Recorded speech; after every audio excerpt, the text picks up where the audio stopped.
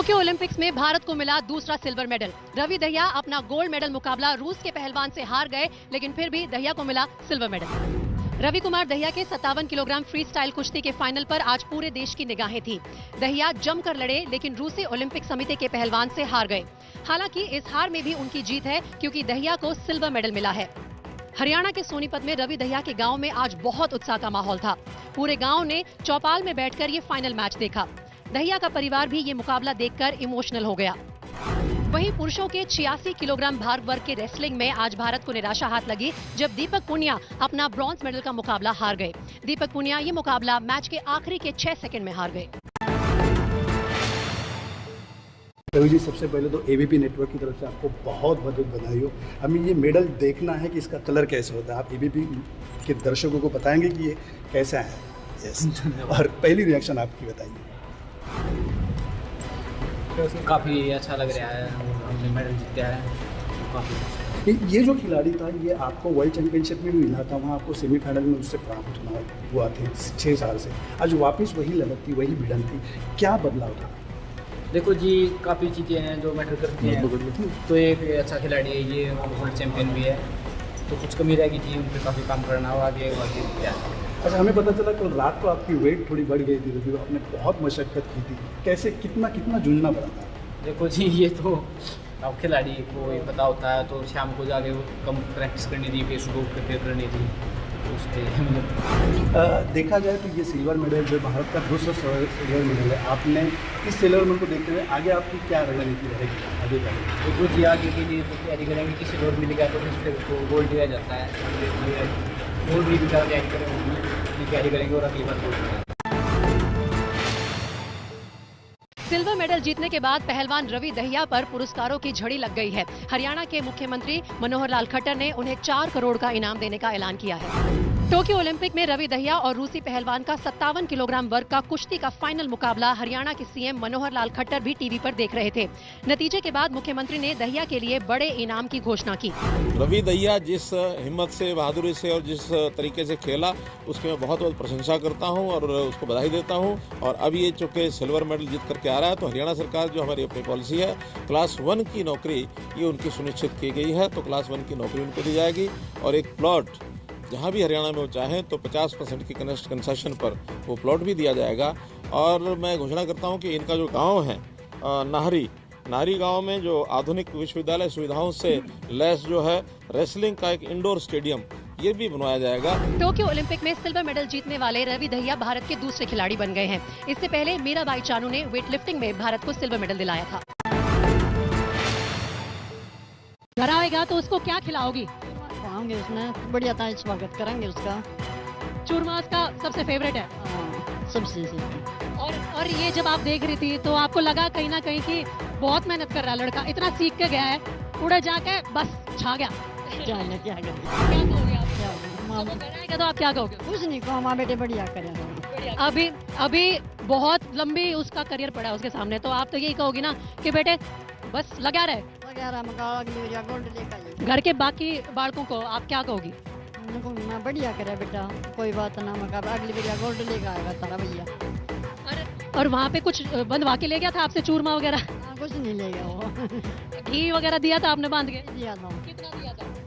4-5 kilo सारा ले, 5 kilo दिया था। कितने दिन तक घर से दूर है वो? 10 साल तक भी ऊपर हो लिया, दिवाली पास है, जब पसवाया भी नहीं। कितने आ करता? दिल्ली स्टेडियम में। कितनी उम्र में निकल गया था? वो 10-11 साल का निकल गया। उर्मिला जी, बहुत बहुत मुबारक हो आप सबको। पूरे एबीपी न्यूज के परिवार की तरफ से ये सिल्वर मेडल आप सबकी मेहनत का नतीजा है। मेरे साथ इस समय अनिल मान साहब हैं, जो कि नेशनल कोच हैं कुश्ती के। और आज जो रवि दहिया का प्रदर्शन रहा, चूक के गोल्ड से लेकिन सिल्वर आया है, क्या कहेंगे, क्या समझेंगे? खुशी है। देखो जी, हारने का तो वो है, पर हमारा बेटा रवि दहिया बहुत अच्छा लड़ा स्कोर। ये तो कल भी उन्होंने जब 1 मिनट रह गई थी तभी उसको बाई फाल किया था। आज भी 4 और 7 का स्कोर था। वो रसिया वाला पहलवान 2 बार समय आउट लेके अपना डिफेंस कर गया, ना तो ये 100% जीतता। भाई जी थोड़ा हारने का तो वो है, पर ऐसा कंपटीशन है, इसमें खुशी भी बहुत है कि ओलंपिक में फाइनल में पहुंचना। और बच्चा ये नहीं ज़्यादा स्कोर से, उसके प्रदर्शन से। हाँ उससे तो बड़ा प्रदर्शन से खुश हूँ जी। हाँ डिसिप्लिन का है, हर कोच की बात मानता है, कोचों का हमारा कम्बिनेशन ठीक है यहाँ पे। हाँ जी बड़े संतुष्ट है। ओलंपिक का ही तो देखो जी हमारी 9 साल के बाद ऐसा जश्न हुआ है। 2012 में इसी अखाड़े हमने डीजे लगवाया, ढोल मंगवाया, उस टाइम योगेश्वर का ब्रोंज आया था और सुशील पहलवान का सिल्वर मेडल आया था। बड़े खुश थे उस दिन भी, राज में बड़े खुश हैं। यहाँ पर लोग खुश हैं कि सिल्वर जो है, कम से कम सिल्वर मिला है। ओलंपिक जीतने वाले रवि दहिया पर कजाकिस्तान के पहलवान ने किया था दांत वाला अटैक, लेकिन दर्द के बावजूद दहिया ने हार नहीं मानी। रवि दहिया और कजाकिस्तान के पहलवान के बीच एक कुश्ती काफी वायरल है। ध्यान से देखिए नूर इस्लाम ने कैसे रवि दहिया को कुश्ती के दौरान काटने की कोशिश की थी। दरअसल मैच की शुरुआत में नूर इस्लाम ने रवि पर 10-2 की बढ़त बना ली थी। उन्हें लगने लगा था कि वे आसानी से रवि को हरा देंगे। कुछ देर बाद ही रवि ने जोरदार वापसी की और नूर इस्लाम को पटखनी दे दी।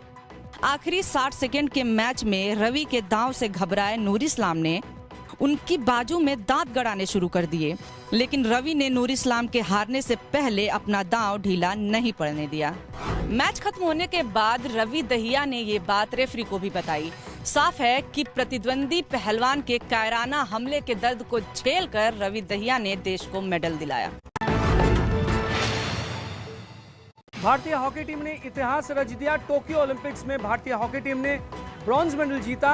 41 सालों में हॉकी में ये पहली कामयाबी।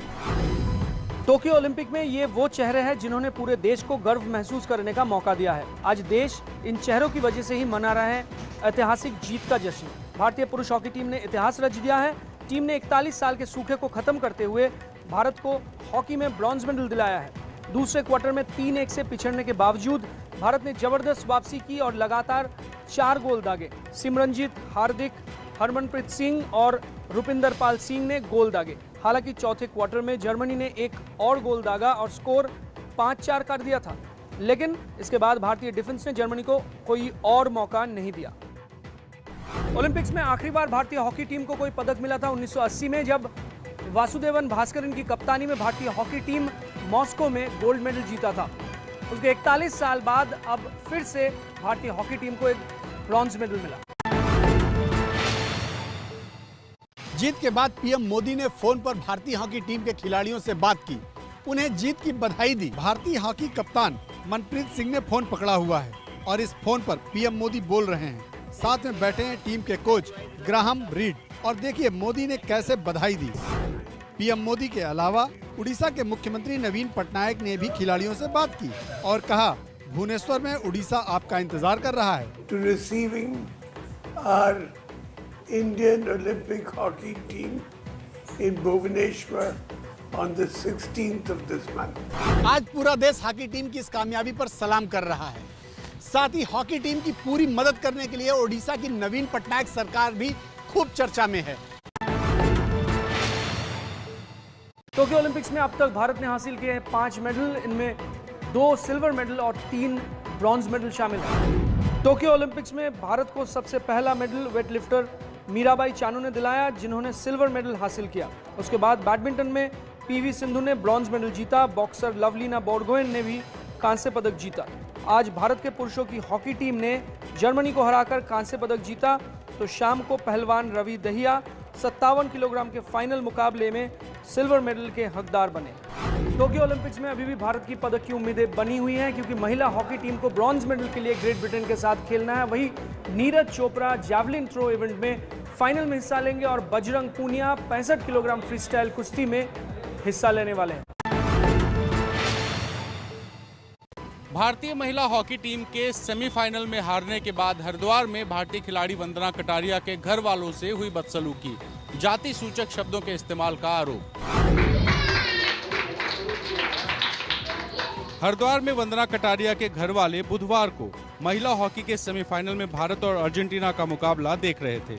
जैसे ही भारत 2-1 से हारा, वंदना के घर के बाहर कुछ लोग नारेबाजी करने लगे और उन्होंने पटाखे भी छोड़े।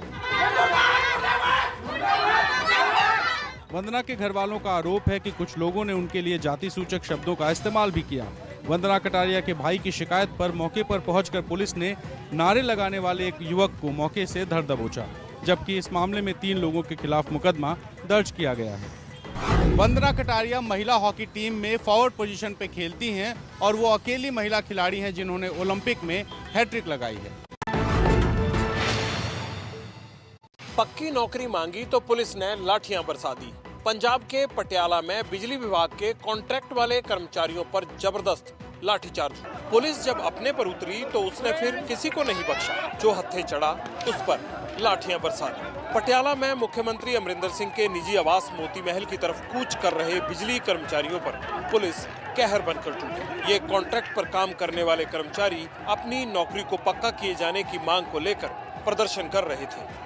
सीएम के घर की तरफ बढ़ने की कोशिश में उन्हें पुलिस ने रोक दिया। फिर ऐसा टकराव हुआ कि पुलिस ने लाठियां भांज दी, जिसमें कई प्रदर्शनकारी जख्मी हो गए। इन कर्मचारियों का कहना है कि वो लंबे समय से रेगुलर करने की मांग कर रहे हैं, लेकिन सरकार उनकी सुनवाई नहीं कर रही।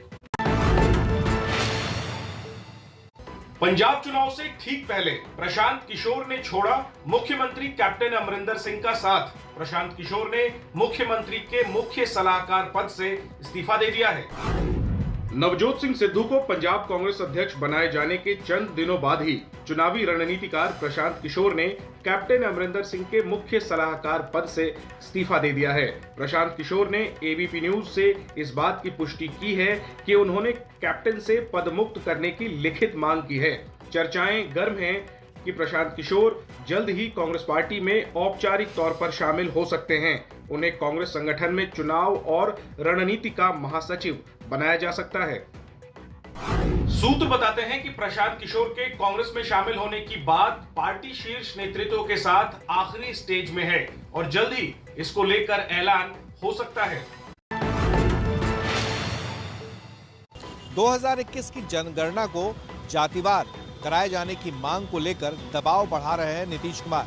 बिहार के सीएम नीतीश कुमार ने पीएम मोदी को इस बाबत चिट्ठी लिखी है।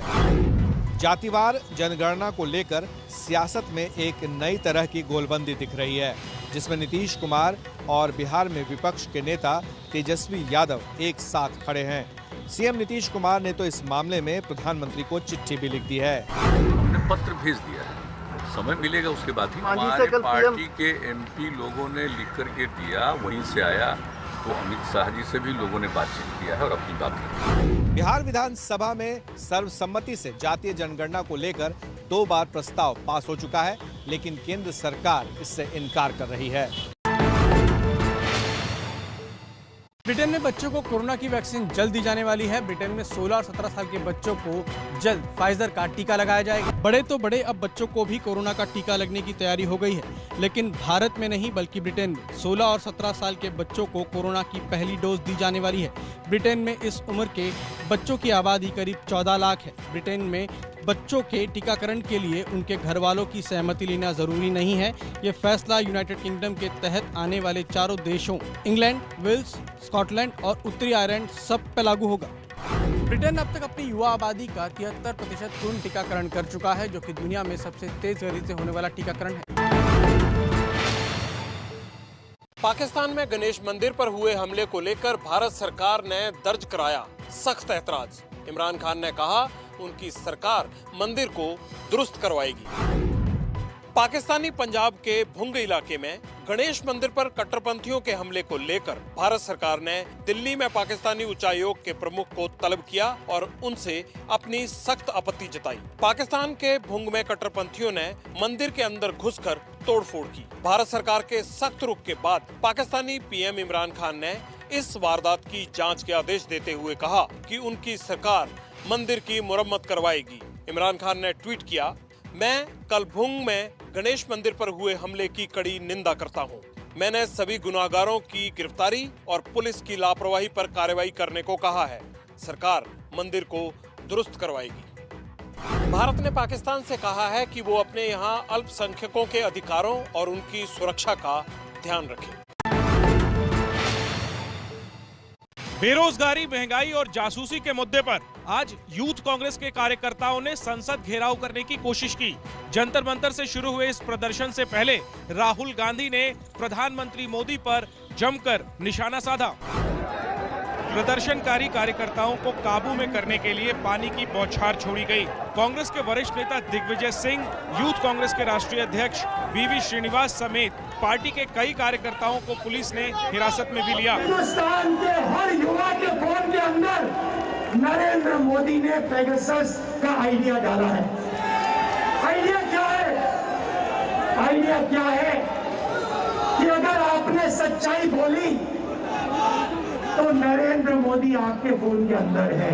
महंगाई, जासूसी जैसे तमाम मुद्दों पर कांग्रेस का रुख संसद के अंदर और बाहर सरकार के खिलाफ काफी हमलावर है। राहुल गांधी इस मुद्दे पर न सिर्फ मोदी सरकार को घेर रहे हैं, बल्कि विपक्षी दलों को एकजुट करने की कोशिश भी कर रहे हैं।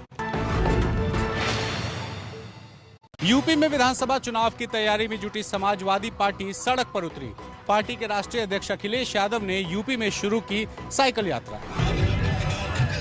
यूपी में मिशन 2022 के लिए आज फिर साइकिल पर सवार हो गए अखिलेश यादव। विधानसभा चुनाव के लिए लखनऊ में खुद अखिलेश यादव ने साइकिल यात्रा की शुरुआत की। इस दौरान पार्टी के कई बड़े नेता भी उनके साथ मौजूद रहे। अखिलेश यादव बोले, एसपी अब की बार यूपी में 400 सीटें जीतेगी।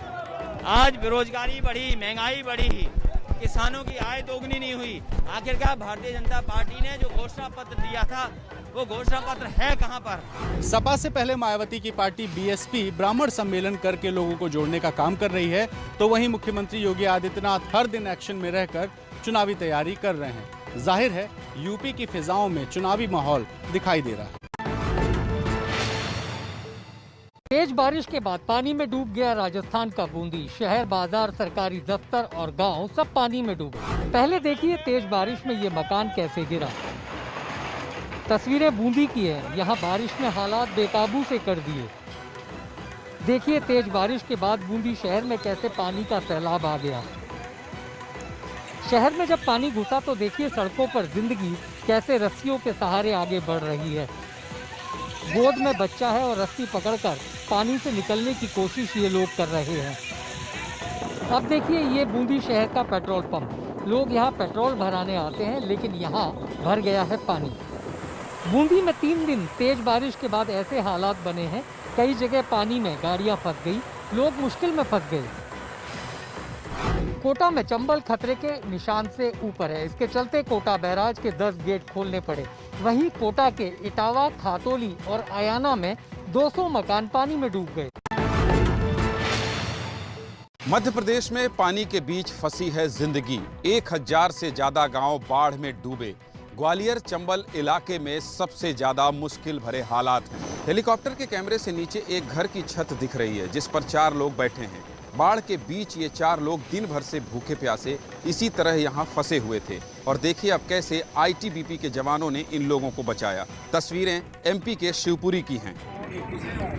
भिंड में सबसे ज्यादा कहर बरपा रही है सिंध नदी। इस नदी में कई गांव डूबे हैं। ऐसे में आम लोग ही एक दूसरे की मदद कर रहे हैं। देखिए भिंड में कैसे पुलिस वालों ने ही पानी में कूदकर 50 से ज्यादा फंसे लोगों को निकलने में मदद की। मुख्यमंत्री शिवराज सिंह चौहान ने कल बाढ़ प्रभावित इलाकों का दौरा किया और ताबड़तोड़ कैबिनेट मीटिंग की। लेकिन अभी भी ऐसे कई इलाके हैं जहां लोग सरकारी मदद का इंतजार कर रहे हैं।